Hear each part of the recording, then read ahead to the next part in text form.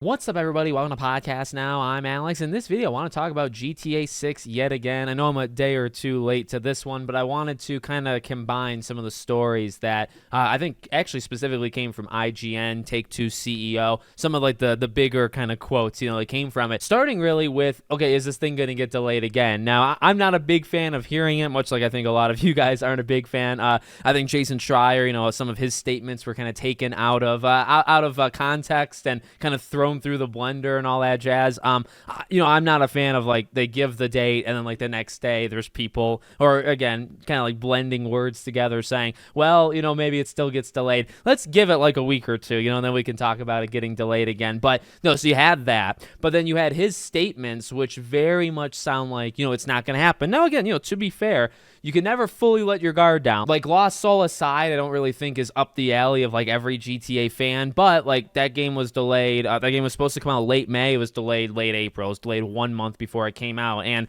games can get delayed like 2, 3, 4 months before it releases. So yeah, you never really want to let your guard down. And I know people talk about, well, maybe it makes more sense to push GTA to the fall, and they did it with Red Dead. But then you say, okay, well, they never gave a date. This time they gave a date for GTA 6. So it's like, okay, back forth.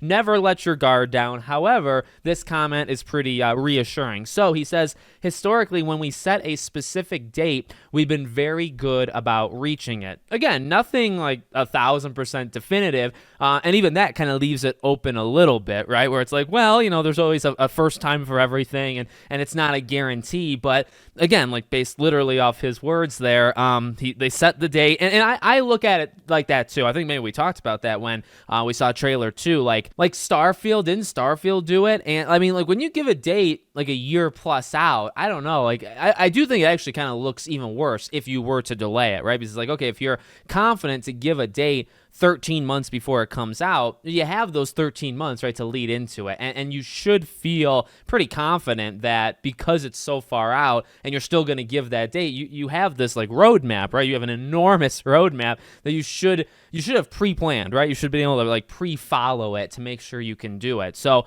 that's how I looked at it. You know what I mean? Where it's like, okay, just because they gave the date flat out, that feels like they're more confident than if they said spring of 26, then it's like, okay, maybe they're not so confident, but they gave a date. And, that's kind of what he says there as well. Another interesting kind of fact that we found out, the delay was roughly around 6 months. I think his exact quote was like slightly less than 6 months. So if my math is right, I think this game actually was supposed to come out then, like maybe even early December. We talk about trying to get those games out like right before the Game Awards. Not that this game should care whatsoever about winning any award. It should just come out and be the best that it can be. But, games have historically, like some games, come out very early December, right before the holidays, right? Because then everybody kind of goes on a break. We've had Smash Bros. And other games that are coming out that first kind of week of December that beats everything. This would have probably, like, I don't know, I guess to do the math any other way, maybe like right around Black Friday, like very late November, early December, and that's when this game was supposed to come out. So that's just kind of interesting where it's like, okay, that was the original spot. And I think I said that too, like you're not delaying it a year. It's not a year and a half. We've seen big delays. We've seen games that actually do delay themselves by a year. You're not really doing that with this, right? Because it's like, you would have just come out 5.5 months before, and now it's being pushed. And then I think also separately, he talks about it kind of being like the best game it can possibly be without limitations, right? But I think honestly kind of fancy talk for polish. They want this game, whatever they're going to push, to be like the new leaders, in the gaming industry at whatever it's going to be. You got to make sure like it comes out like that. See, that's the thing. Like, I don't know. Will people tolerate it? It's GTA. I think people will tolerate a lot of stuff, to be honest with you. But you have to come out in a good condition. This would be a very bad game to come out and be like a Cyberpunk thing where it's like half a lie and it doesn't run on one console or whatever. Like, it would be a complete disaster. It would probably still sell, which is not necessarily sending the best message out, but you want it to come out in a good condition. So as we've talked about, like the delay to me is not that big of a deal. We'll have games in the fall, it'll be okay.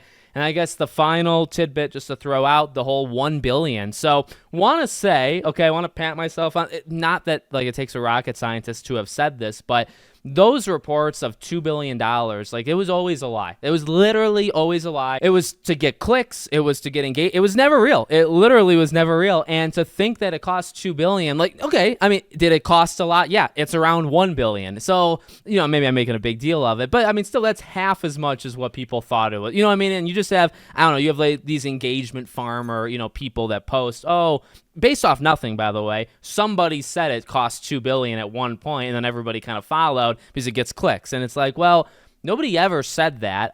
They're doing some weird kind of mental math to get there, and then now, you know, it's $1 billion. Here's the thing. That's still, I think, the biggest budget, like, of all. Like, I think to Halo Infinite, I remember seeing, like, it was $500 million, which is astounding that that game somehow ballooned to $500 million. But, like, you know, normal, like, when we talk about games that, like, are too expensive and need to tone it down, you're normally talking about games that are, like, $300 million, right? Like the Spider-Mans of the world. Games that are, like, 2, 3, 350. Okay, somewhere around there. Halo somehow gets to 500. That's too much, I think, for like any game.